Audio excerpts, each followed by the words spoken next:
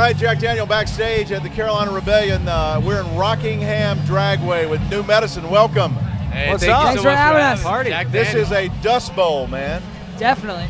They started moshing earlier in the day, and you could just see the dust start to rise up. And we've been, I mean, it's on everything. I thought people were smoking things, but that was dust? Yeah, it's dust. Yeah. It's absolute. It's just a dust bowl. Okay. And you know what they did before we came this week? They came and spread around hundreds of pounds of red ant and fire ant killer because we got ant hills and everywhere. Did you see that? Just to mess with all the patrons. I guess. I got off the bus one time to get some food in the middle of the night without my shoes on and got bit by red ants. And they don't have red ants in Minnesota where I'm from, so it was you're like, from Minnesota. Yeah, it was insane. It hurt really bad. And your winters are a little more severe than they are down here, I guess. Just a little bit. So these festival shows, like them? Love them. Here's the thing about the festival show that's so great.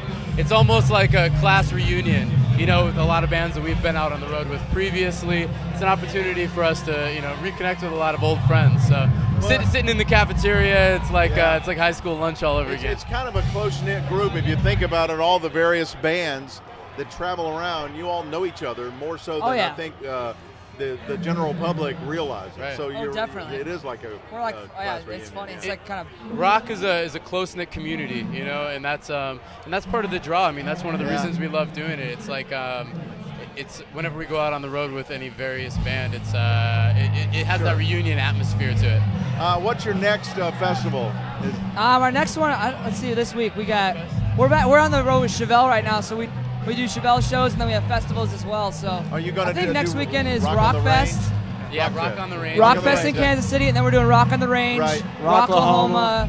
I don't know what else. There's a bunch. Well, you know, of them the organizers of Rock on the Range are the folks that do Carolina I Rebellion. just met the guy. Yeah. Actually, that was cool. And I think their hope for this festival is, you know, within a couple of years, maybe even next year, try to do a multi-day thing. I mean, Right. Well, the Speedway is a great venue for it. You know, Yeah, it really I mean, is. it's got incredible capacity, and you know, the fans in North Carolina turn out in droves. Well, It's last cool. year we were up in Charlotte at a place called the Metrolina Expo, which seemed like it was going to be a great venue, but the only problem up there is that there's really only one major road in and out of that venue, and it was Interstate 77. And last year, this show absolutely shut the town down. It was it was amazing.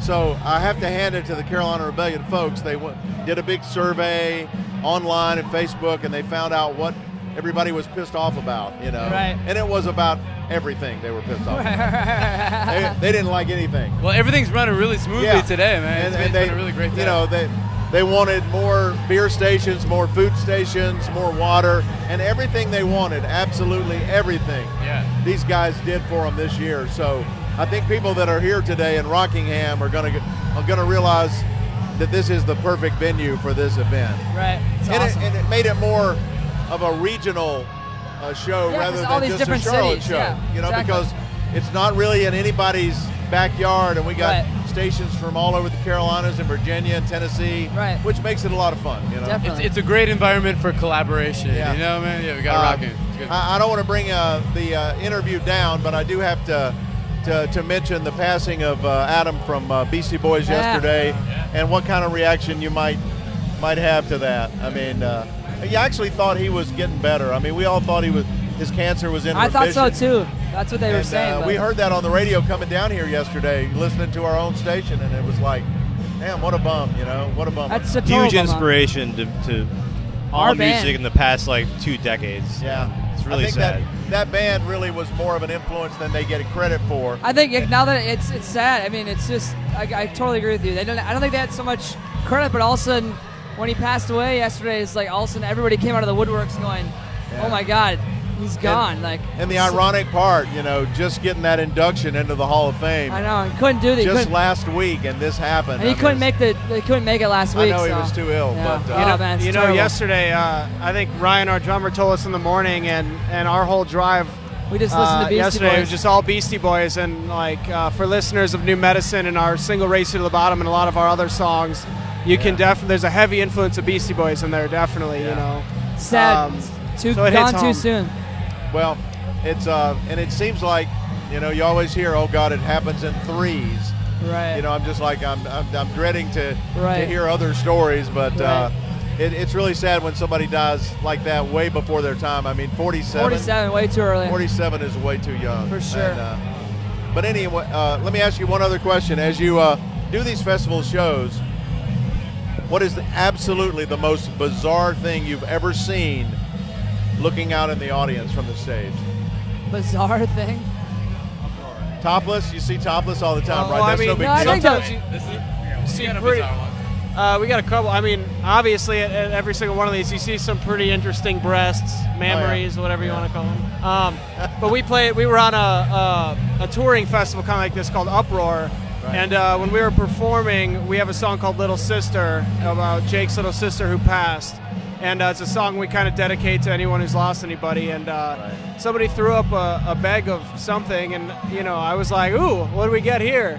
And it was actually a loved one's of theirs ashes and the years they lived. On stage. So I mean, it meant a lot, but Yeah, you know, but it it A did. little strange. It was bizarre. I'd say my favorite was we played Earth Day Birthday in Orlando, and all these girls were just, they had the painted on, Yeah. where they paint on the swimsuit or whatever. It was like all earthy or whatever, but throughout the day it just kept melting and melting. So by the end of the day, there's just all these naked girls running around. It was definitely not naked. Wasn't complaining. Somebody told me that if you go to Key West, sometime in January, they have this thing called Fantasy Fest, and it's all these girls with their their body paint, Right, and right. they have all these contests and just walk up and down the street, and so I clearly had to book a flight to Key West. Yeah, Exactly. I'm gonna have to Needless go to there say, with enough the said. biggest super soaker I can find. Yeah. Thanks a lot, guys. Before you leave, we want to try to get a photo and have you sign our sign back there that we always frame and autograph auction off Awesome, for charity awesome. at the end of the year. Awesome. Thanks a lot. New Medicine. Hey, thank you very much. Back in the interview tent at Thank you. Carolina Rebellion 2012, Rockingham, Dragway, Rockingham, North Yeah. Carolina.